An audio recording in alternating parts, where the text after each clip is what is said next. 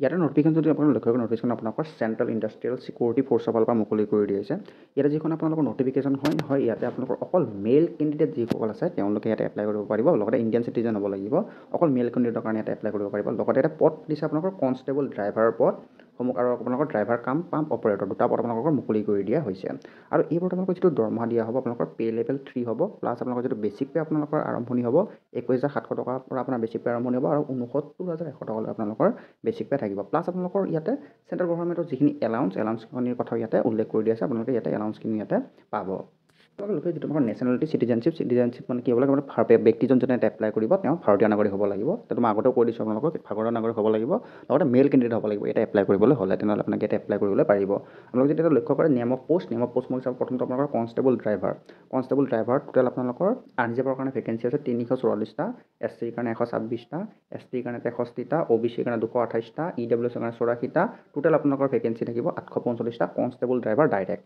2 number যোনটো vacancy আছে আপোনালোকৰ কনষ্টেবল ড্ৰাইভাৰ কাম পাম্প অপাৰেটৰ। ঠিক আছে, ইয়াতে আপোনালোকৰ ভেকেঞ্চি আছে টোটেল 116টা আনৰিজাৰ্ভ, SCৰ কাৰণে 41টা, STৰ কাৰণে 20টা, OBCৰ কাৰণে 75টা, EWSৰ কাৰণে 27টা আৰু টোটেল আপোনালোকৰ ভেকেঞ্চি 279টা। আৰু এই দুটা পদ মিলি আপোনালোকৰ টোটেল ভেকেঞ্চি মুকলি কৰি দিছে 1124টা টোটেল আপোনালোকৰ ভেকেঞ্চি মুকলি কৰি দিয়া হৈছে।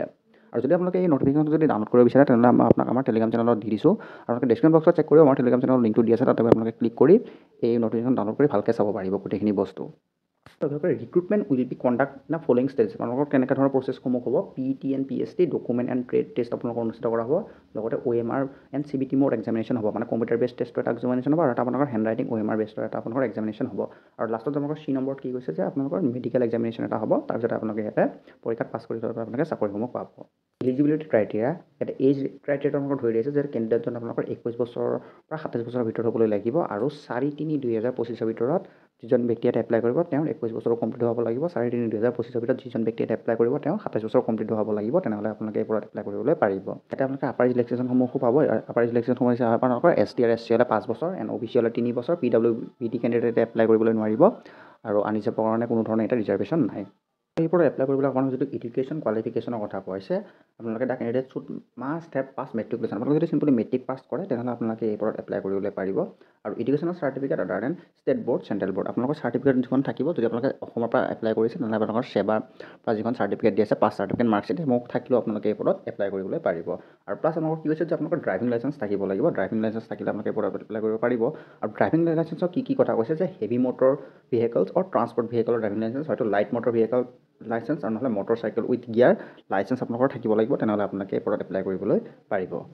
আৰু এটা যদি আপোনাক লগে যিটো আপোনালোকৰ physical standard general EWS SC OBC কেণ্ডিডেটৰ যিসকল আপোনালোকৰ হাইট 167 চেণ্টিমিটাৰ হ'ব লাগিব আৰু চেষ্ট মিনিমাম 80 চেণ্টিমিটাৰ হ'ব লাগিব আৰু আপোনালোকে যদি ফুলাই পেলাই 85 চেণ্টিমিটাৰ আপোনালোকৰ কৰিব লাগিব।